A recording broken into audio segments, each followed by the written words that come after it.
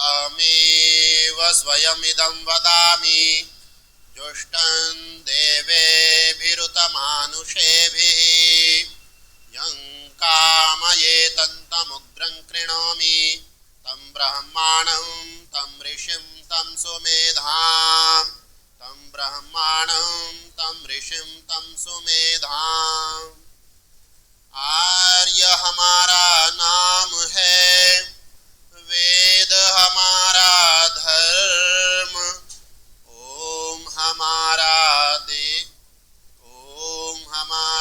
देव है, सत्य हमारा कर्म। निम्बाहेड़ा की इस आर्य समाज में उपस्थित आप सभी धर्म प्रेमी देवियों एवं सज्जनों, महाराणा प्रताप के क्षेत्र में आज मुझे आगमन का अवसर प्राप्त हुआ है। ये संयोग है और मेरा सौभाग्य भी, और इसके निमित्त बने हैं हमारे आदरणीय विशाल जी।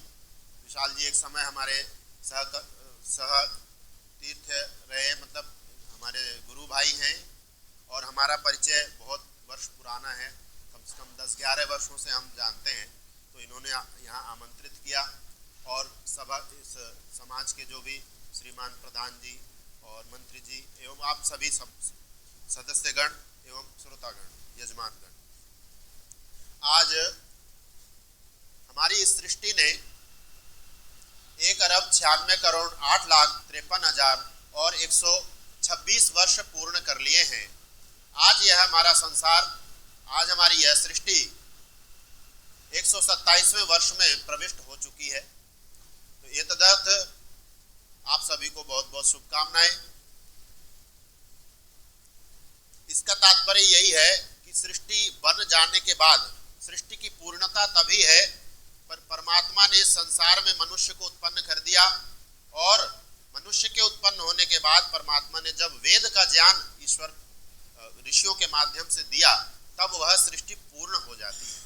तो 1,96,08,53,126 वर्ष तब से पूर्ण हो गए हैं, जब से ये ज्ञान, वेद का ज्ञान मिलने से सृष्टि पूर्ण हुई। इसके अन्यत्र अनेक मतभेद के विषय रहते हैं कि सृष्टि का काल कितना हो, पर निसंदेह हम इतना कह सकते हैं कि हमें हमारी सृष्टि को पूर्ण बने, अर्थात वेद ज्ञान मिलने के बाद इतने वर्ष पूरे हो चुके हैं। साथ ही यह ऐतिहासिक दृष्टि से बड़ा ही शुभ दिन है। आज के ही दिन, आज से लगभग 2082 वर्ष पूर्व यशस्वी धर्मपरायण न्यायप्रिय राजा विक्रमादित्य का राज्याभिषेक हुआ था। इसी हेतु से आज हमारे विक्रम संवत ने 2082 वर्ष पूर्ण करके और 2083वें वर्ष में वह काल गणना प्रविष्ट हो चुकी है।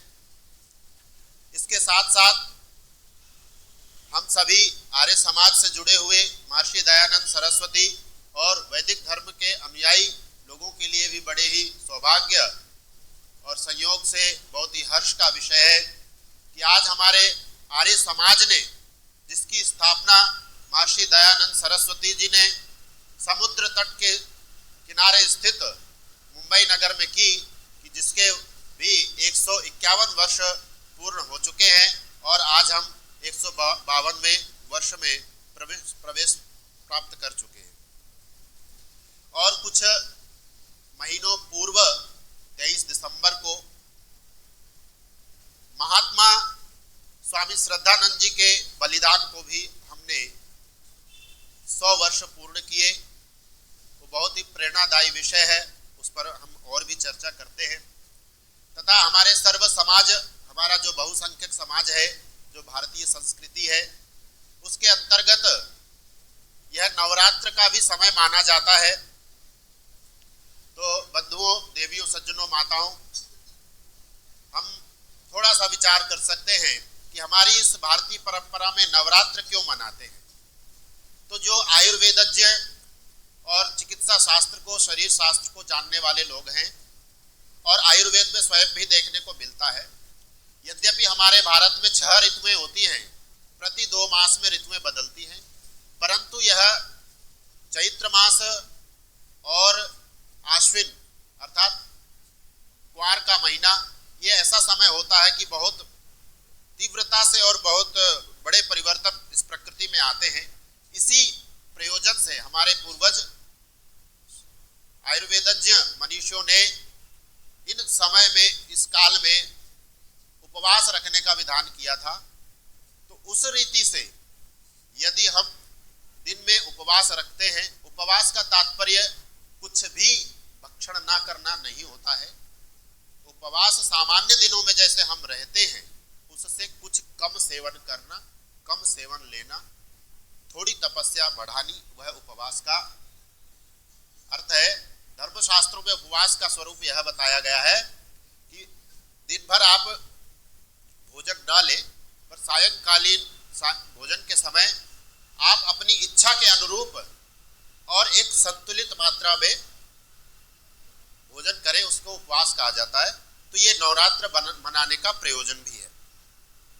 और जिस हेतु से आज हम यहाँ उपस्थित हुए हैं कि स्वामी श्रद्धानंद जी, मैंने उनको महात्मा कहा, उनका भी जब बलिदान शताब्दी समारोह पूरे भारत में चल रहा है, उनके बलिदान को 100 वर्ष पूर्ण हो गए। मैं आज ये कहना चाहूंगा कि स्वामी श्रद्धानंद जी श्रद्धानंद बनने से पहले भी महात्मा थे, और जब वो स्वामी श्रद्धानंद जी हो गए तो स्वामी एक नया नाम, नया उपनाम, एक नया सम्मान जुड़ गया, पर उस महात्मा शब्द को लोगों ने पीछे छोड़ दिया। वो तो स्वाभाविक सी बात थी, पर मैं इस बात पर जोर देना चाह रहा हूं कि यह स्वामी महात्मा मुंशीराम, जब इनमें कुछ दोष थे तब थे, लेकिन उसके बाद ये महात्मा बने। तो एक ऐसा व्यक्ति है कि उसी कालखंड में महात्मा की उपाधि भी मिली। मैं उस विषय में अधिक चर्चा नहीं करना चाहता, पर मैं प्रसंग से कहना चाहता हूं कि वह असली महात्मा, सच्चा महात्मा कौन है। बहुत वर्षों पूर्व जब मैं अजमेर ऋषि उद्यान में अध्ययनरत था, आदरणीय आचार्य धर्मवीर जी उस समय जीवित थे। उनकी प्रेरणा से या उनके माध्यम से हमें ये ज्ञान हुआ कि दक्षिण भारत के किसी एक व्यक्ति ने बहुत अच्छी पुस्तक लिखी थी। पुस्तक मेरे पास है, पढ़ने का अभी समय या अवसर नहीं मिला। पुस्तक का नाम है असली महात्मा। तो वो असली महात्मा कौन है? तो वो स्वामी श्रद्धानंद जी की जीवनी है। अब ये असली महात्मा पुस्तक लिखने की या मुझे आज ये सच्ची श्रद्धांजलि या सच्चा महात्मा कहने की बात आवश्यकता क्यों पड़ रही है? क्योंकि कोई ऐसा नकली व्यक्ति भी है जो कि महात्मा बन गया। देखिए, समाज में प्रचलित मान्यताएं बहुत सी होती है, तो कभी ना कभी उन पर विचार करना ही आवश्यक होता है। मैं बात कर रहा हूं गांधी जी की। जब कोई दूर देश में होता है, कुछ अच्छा कार्य कर रहा है, उसकी श्रुति सुनी जाती है कि वो व्यक्ति बहुत अच्छा काम कर रहा है, तो हम भी प्रभावित होते हैं। तो ऐसा ही हुआ था। मान लीजिए कि मैं गुरुकुल में रहता हूँ या समाज में बहुत काम करता हूँ, मेरा व्यक्तिगत व्यवहार क्या है और मैं भावी जीवन में क्या कर सकता हूँ, उस पर आप लोगों का बस नहीं है, आप नहीं जान सकते। पर अभी तक मैंने जो किया है, जैसा आप लोगों ने सुना है, उसके अनुसार मुझे आप मानेंगे। तो दक्षिण अफ्रीका में गांधी जी की चर्चा थी कि बहुत अच्छा काम कर रहे हैं। इस सब श्रुतियों को देखते हुए गांधी जी को मुंशीराम जी ने या कहें स्वामी श्रद्धानंद जी ने अपने गुरुकुल में बुलाया था, और उनके कार्यों को देखते हुए गांधी जी को सबसे पहली महात्मा की उपाधि स्वामी श्रद्धानंद जी ने ही दी। और जैसा लोकाचार होता है, विशाल जी मेरा सम्मान करेंगे तो मैं विशाल जी का सम्मान करूंगा, तो दूसरी तरफ से भी गांधी जी ने भी स्वामी श्रद्धानंद जी को महात्मा कहा था। पर वह व्यक्ति, उसका व्यक्तिगत जीवन और राष्ट्र के लिए किए गए उसके निर्णय महात्मा की कोटि से कोसों दूर है। यह हम सभी स्वीकार कर सकते हैं, करते हैं। नहीं जो करते आगे कर लेंगे, यद्यपि यह स्पष्ट ही है। तो वो स्वामी श्रद्धानंद जी से भविष्य की संभावनाओं को कोई नहीं जानता, उस समय की गई एक सामान्य भूल से की गई भूल थी। तो आज मैं उनको क्या कहे ना कहे इस विषय पर बात नहीं करना चाह रहा। मैं ये कहना चाहता हूं कि हम अपने स्वामी श्रद्धानंद जी को क्यों ना महात्मा श्रद्धानंद के नाम से भी प्रचारित करने का और लोगों को बताने का प्रयास करें। चूंकि ये बलिदान का विषय है, तो स्वामी श्रद्धानंद जी ने अपने इस अत्यंत मूल्यवान उपयोगी शरीर का बलिदान किस प्रयोजन के लिए किया? शास्त्रों में इस शरीर को ही सभी सुखों का मुख्य साधन कहा गया है। शरीरम ही खलु आरोग्य साधनम सर्व सुख साधनम, ये आद्यम खलु धर्म साधनम, धर्म का साधन। ये सबसे पहला धर्म का साधन यदि कोई है तो हमारा शरीर है। तो शरीर की आहुति जिस व्यक्ति ने धर्म के लिए दी हो, उसका कितना बड़ा त्याग है। और कथित समाज के या कुछ मजहबी लोगों ने जहां पर तर्क करना अपराध है, जिन्होंने सबसे पहले सनातन को छोड़ गए, सनातन के मार्ग से भटक गए लोगों को वापस घर में लाने के लिए सबसे बड़ा अभियान छेड़ा, लाखों लोगों को जिन्होंने वापस सनातन धर्म में दीक्षित किया, इससे चिढ़ करके अब्दुल रशीद नाम का व्यक्ति छल पूर्वक उनकी गोली मार करके हत्या कर देता। हमारे देश में सनातन विरोधी कहें या भारत विरोधी कहें, ऐसा एक बहुत बड़ा तंत्र है जिसको कि आज इकोसिस्टम कहा जाता है, जो कि सामाजिक संचार माध्यमों में, सोशल मीडिया में और जो टीवी चैनल समाचार के माध्यम में उस सब जगह बहुत सक्रिय हैं और प्रभुत्व के साथ सक्रिय हैं। ऐसे लोगों के द्वारा एक बात कही जाती है कि स्वतंत्र भारत का सबसे पहला आतंकवादी कौन था। तो ऐसा एक व्यक्ति जिसका व्यक्तिगत जीवन देखा जाए तो वो गांधी से कहीं गुना ज्यादा ऊंचा जीवन जीने वाला व्यक्ति, सच्चरित्र, सनातन को समझने वाला व्यक्ति, परंतु जिसको अपने राष्ट्र के भविष्य की चिंता थी, राष्ट्र मेरा कहीं अंधकार में न चला जाए, हिंसा में न भड़क जाए, इस चिंता को लेते हुए जब उसने कुछ भी उपाय नहीं पाया, तब उसने यह गलती की, गलती कहे या बलिदान कहे कि उसने गांधी को गोली मारी। तो ये दुनिया को चिल्ला चिल्ला करके बताया जाता है कि देश में पहला आतंकवादी नाथूराम गोडसे हुआ। तो गांधी को गोली लगने से पहले तो गोली तो अब्दुल रशीद ने स्वामी श्रद्धानंद जी को मारी थी, पर कह सकते हैं वो स्वतंत्र भारत नहीं था। तो क्या स्वतंत्र भारत से ही आतंकवाद का जन्म हुआ? तो मैं इस तर्ज पर यह कहना चाहूंगा कि आधुनिक भारत का यदि सबसे पहला आतंकवादी कोई था तो वो अब्दुल रशीद था। और आतंकवाद यहां से प्रारंभ नहीं होता है। मजहबी आतंकवाद की शुरुआत अरब में किसी ने की थी, आप सभी लोग जानते हैं, मैं नाम नहीं लेना चाहूंगा, जिसने इतने लोगों को अधर्म के मार्ग पर अत्यंत पशुता से भी निचले मार्ग के लिए प्रेरित कर दिया। ऐसी प्रेरणा देने वाला सबसे बड़ा आतंकवादी था। वो कौन है आप सभी जानते हैं। तो आज इस अवसर पर मैं स्वामी श्रद्धानंद जी के लिए अपनी श्रद्धांजलि अर्पित करते हुए आप लोगों से इसी संकल्प को लेने के लिए निवेदन करूंगा कि हम जब भी यह बात आए तब हम यह भी कहें कि स्वामी श्रद्धानंद ही वास्तव में वास्तविक सच्चे महात्मा थे। उनके जीवन में वो महात्म्य था शिक्षा के लिए उन्होंने अपनी सारी संपत्ति का दान कर दिया। अपने पुत्रों से पूछा और उनके पुत्रों का भी इतना बड़ा बलिदान कि अपनी पैतृक संपत्ति पर कोई दाय भाग या अधिकार का दावा नहीं किया। और उसके बाद कितना बड़ा बलिदान कि उसी गुरुकुल में कुछ ऐसे अधिकारी हो गए कि उन्हीं के बनाए गए गुरुकुल से ही स्वामी श्रद्धानंद जी को एक समय निकाल भी दिया गया। और स्वामी श्रद्धानंद जी आधुनिक भारत में ऐसे व्यक्ति हैं जिन्होंने व्यवस्थागत रूप से स्त्रियों की शिक्षा के लिए सबसे पहले संस्थागत रूप से एक विकल्प दिया।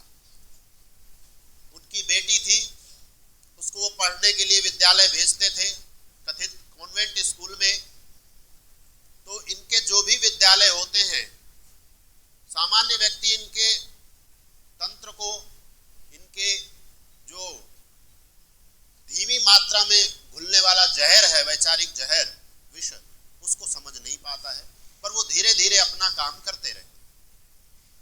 तो विद्यालय में बच्चों को सिखाया जा रहा था कि ईशा ईशा बोल तेरा क्या लगेगा मोल, ईशा तेरा राम रमैया, ईशा तेरा कृष्ण कन्हैया। तो वो बच्ची, उनकी पुत्री घर पर आकर के उन्हीं पंक्तियों को दोहरा रही होती है। तब स्वामी श्रद्धानंद जी के मन में एक विचार, एक डंका, एक घंटे की टंकार उठती है कि ये क्या हो रहा है। इस तरह हमारी संस्कृति को नष्ट करने का कुत्सित और नीचे नीचे चलने वाला एक षड्यंत्र प्रयास चल रहा है। तभी से उन्होंने सोचा कि स्त्रियों की शिक्षा के लिए भी संस्थागत रूप से कार्य होने चाहिए। तभी से उन्होंने एक विद्यालय खोला स्त्री शिक्षा के लिए और सबसे पहले अपनी पुत्री को वहां पर सम्मिलित किया। और आप सभी लोग जानते हैं कि स्वामी श्रद्धानंद जी ने गुरुकुलीय शिक्षा प्रणाली को पुनर्जीवित करने के लिए सबसे बड़ा योगदान किया। महर्षि दयानंद सरस्वती जी ने गुरुकुल के स्वरूप को बताया, गुरुकुल में क्या पाठ्यक्रम होना चाहिए वह सब बताया, पर महर्षि दयानंद जी के जीते जी कुछ गुरुकुल उनकी प्रेरणा से खुले, पर वो सही लोग संचालक न होने के कारण पुनः बंद करने पड़े। परंतु स्वामी श्रद्धानंद जी एक ऐसे व्यक्ति थे, उन्होंने कुछ विशिष्ट प्रयत्न करके गुरुकुल चलाए और आज भी वे गुरुकुल चल रहे हैं, यद्यपि उनमें काफी परिवर्तन आया है। तो हमारी इस संस्कृति को बचाए रखने का और आगे बढ़ाने का, और आज हमारे जैसा व्यक्ति यहाँ मंच में बैठ करके बोल रहा है, तो इसके लिए हम सभी स्वामी श्रद्धानंद जी के बहुत बड़े ऋणी हैं कि उन्होंने जो गुरुकुल खोले, उन्हीं गुरुकुलों से पढ़कर और उनसे शिक्षित होकर के विद्वान निकले और फिर परंपरा आगे बढ़ी, गुरुकुल अनेकानेक इसी तरह बढ़ते गए। तो जो विद्या पर हमारे जैसे सामान्य लोगों का अधिकार नहीं होता था, जो जन्मना ब्राह्मण नहीं है उसको विद्या पढ़ने का अधिकार नहीं होता था, पर वो गुरुकुल की परंपरा चली, वो ज्ञान वेद तक पढ़ने का आज हमारे पास अधिकार है और हम पढ़ रहे हैं और अन्यों को भी पढ़ा रहे हैं। तो मैं साथ ही एक संकल्प के लिए और मैं आप लोगों से कहना चाहूंगा, समय होने वाला है, कि हमारे सांस्कृतिक पतन की गाथा छोटी नहीं है। महर्षि दयानंद सरस्वती जी ने कहा कि इस वैदिक व्यवस्था का पतन महाभारत से भी लगभग 1000 वर्ष पूर्व प्रारंभ हो चुका था, क्योंकि जब ऐश्वर्य बढ़ जाता है, स्वाध्याय कम हो जाता है, तपस्या न्यून हो जाती है, तब पतन स्वाभाविक होता है। वो पतन स्वाभाविक था, महाभारत का युद्ध हुआ और तीव्र हो गया। उसके बाद में उस स्वाध्याय की शिथिलता के कारण जैन और बौद्ध मत आए, उन्होंने और तीव्रता से नाश प्रारंभ किया। ये क्रमिक पतन चल रहा था। फिर और जो आयातित आक्रांता है, या कहूं आयातित मजहबी एवं इस्लामिक और ईसाईयत की जो कॉन्वेंट विचारधारा कह सकते हैं, जब आई तो इससे भारत का पतन और अति तीव्र हो गया। पर यहाँ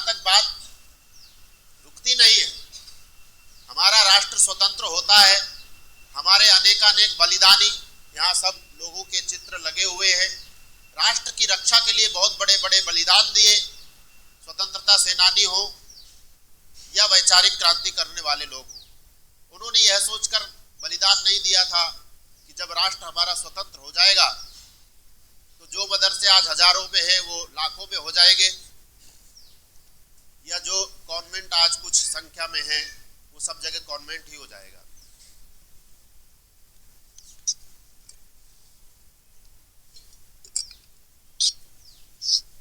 दुर्भाग्य से हमारे देश की सत्ता पर ऐसे लोग बैठे कि उस संस्कृति की रक्षा के लिए जो प्रयत्न करना था वो तो नहीं किया।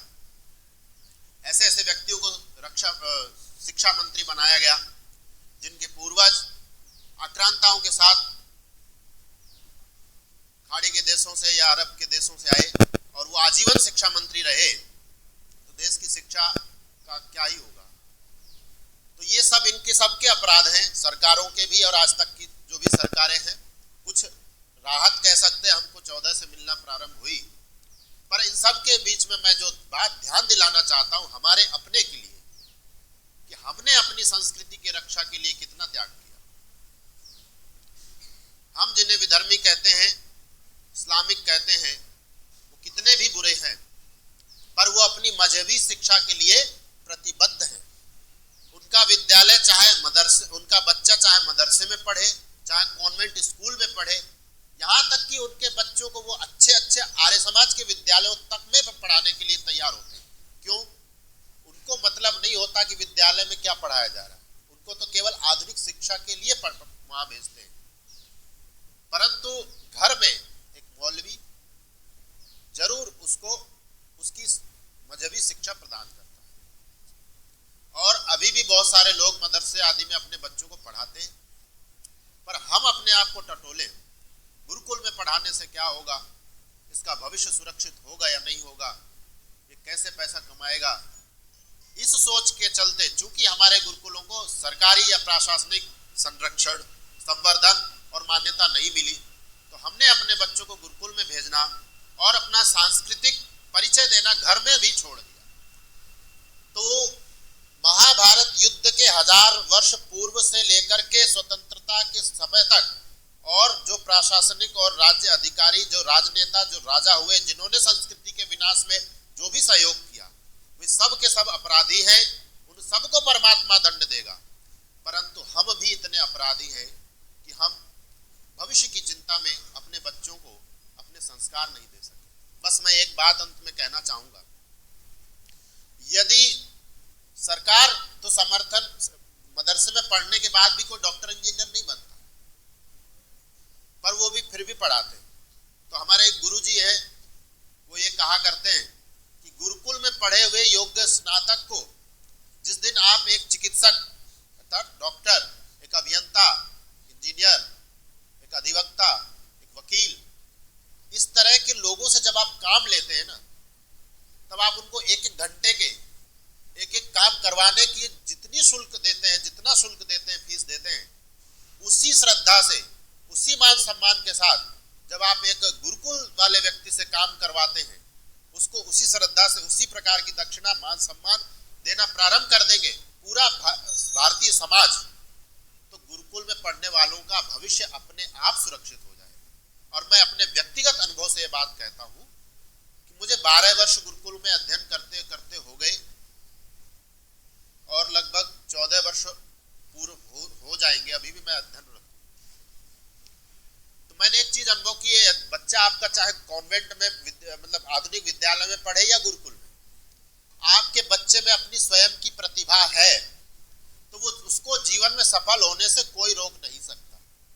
और यदि उसके अंदर अपनी प्रतिभा नहीं है तो आप चाहे कितने ही महंगे विद्यालयों में पढ़ा लीजिए, कितनी ही आधुनिक शिक्षा दे दीजिए, किसी जुगाड़ से कैसे यदि निकल जाए अलग बात है, पर यदि प्रतिभा का धनी है तो ना उसको भविष्य की और आजीविका की चिंता गुरुकुल में होगी, और यदि वो योग्य नहीं है तो आजीविका की चिंता बाहर भी होगी। तो मैं बस यही कहना चाहूंगा, गुरुकुल में यथासंभव अपने घर के बच्चों को जहां भी, जैसे भी आपको जो भी गुरुकुल ठीक लगे, संस्कार जहां दिए जाते हैं भारतीय संस्कृति सिद्धांत जहाँ सिखाए जाते हैं वहाँ अपने बच्चों को भेजिए, आर्य समाजों में भेजिए, गुरुकुलों में भेजिए, अपनी बच्चियों को भी भेजिए। और यही एक उपाय है। आज समाज में जितनी भी समस्याएं हैं उसका कारण है ज्ञान का स्तर ना होना, लोगों में धैर्य नहीं है।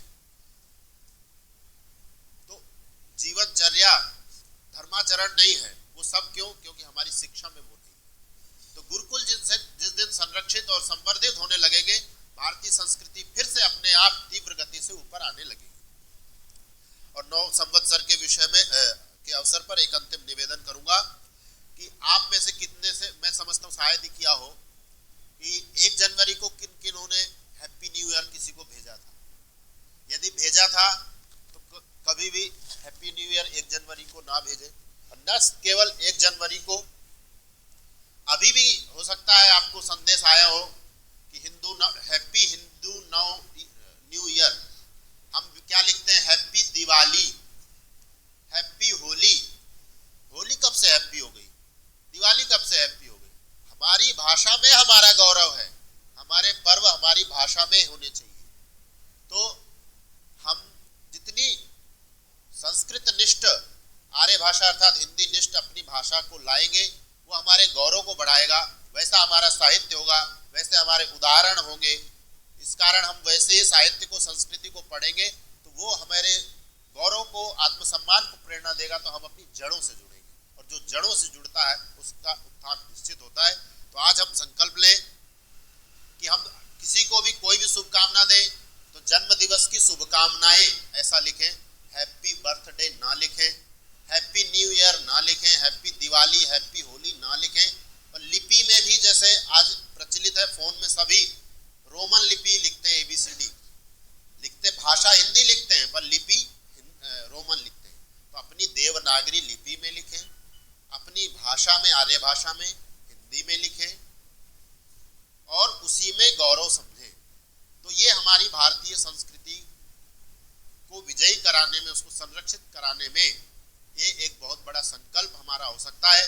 और अपने हस्ताक्षर भी आप आर्य भाषा में, और देव भाषा तो आर्य ही रहेगी क्योंकि नाम आप लोगों का वैसा ही है, तो देवनागरी लिपि में करें।